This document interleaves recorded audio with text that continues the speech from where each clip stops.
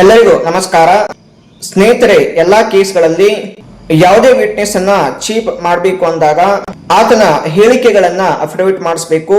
ಆ ಅಫಿಡವಿಟ್ ನ ಕಾಪಿಗಳನ್ನ ಅಪೋಸಿಟ್ ಪಾರ್ಟಿಗೆ ಸಪ್ಲೈ ಮಾಡಬೇಕು. ಒಂದು ವೇಳೆ ಅಫಿಡವಿಟ್ ನ ಜೊತೆ ಡಾಕ್ಯುಮೆಂಟ್ಸ್ ಗಳನ್ನ ಅಟ್ಯಾಚ್ ಮಾಡಿದ್ರೆ ಅದನ್ನ ಅಪೋಸಿಟ್ ಪಾರ್ಟಿಗೂ ಕೂಡ ಸಪ್ಲೈ ಮಾಡಬೇಕು. ಆ ಡಾಕ್ಯುಮೆಂಟ್ ಗಳ ಪ್ರೂಫ್ ಮತ್ತು ಅಡ್ಮಿಸಿಬಿಲಿಟಿಯನ್ನ ಕೋರ್ಟ್ ಡಿಸೈಡ್ ಮಾಡುತ್ತೆ. ಎಷ್ಟು ವಿಟ್ನೆಸ್ ಗಳನ್ನ ನಾವು ಕೇಸ್ ನಲ್ಲಿ ಪ್ರಪೋಸ್ ಮಾಡ್ತೀವೋ ಅಷ್ಟು ವಿಟ್ನೆಸ್ ಗಳ ಅಫಿಡವಿಟ್ ಅನ್ನ ಮಾಡಿಸಬೇಕಾಗುತ್ತೆ. ಅವುಗಳನ್ನ ಸೈಮಲ್ಟೇನಿಯಸ್ ಆಗಿ ಮಾಡಿಸಬೇಕಾಗುತ್ತೆ. ಸಫಿಶಿಯಂಟ್ ಕಾರಣಗಳಿರ್ಲಾರ್ದೆ ಅಡಿಷನಲ್ ಎವಿಡೆನ್ಸ್ ಅನ್ನ ಮಾಡುವಂತ ಅವಶ್ಯಕತೆ ಇಲ್ಲ.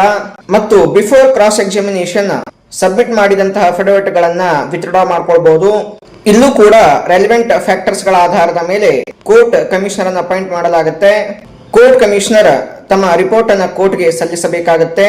ಕೋರ್ಟ್ ಕಮಿಷನರ್ ಆಗಿ ಅಪಾಯಿಂಟ್ ಆದಂತಹ ವ್ಯಕ್ತಿಗೆ ಒಂದು ರೆಮ್ಯುನರೇಷನ್ ಅನ್ನ ಫಿಕ್ಸ್ ಮಾಡಬೇಕಾಗುತ್ತೆ. ಆರ್ಡರ್ 26 ನ ರೂಲ್ 16, 16A, 17 ಮತ್ತು 18 ನ ಎಲ್ಲಾ ಪ್ರೊವಿಷನ್ಸ್ ಗಳು ಇಲ್ಲೂ ಕೂಡ ಅಪ್ಲಿಕೇಬಲ್ ಆಗ್ತವೆ. ಈ ಎಲ್ಲಾ ಪ್ರೊವಿಷನ್ಸ್ ಗಳನ್ನ ನಾವು ಸಿವಿಲ್ ಪ್ರೊಸೀಜರ್ ಕೋಡ್ ನ ಆರ್ಡರ್ 18 ನ ರೂಲ್ 4 ನಲ್ಲಿ ನೋಡಬಹುದು.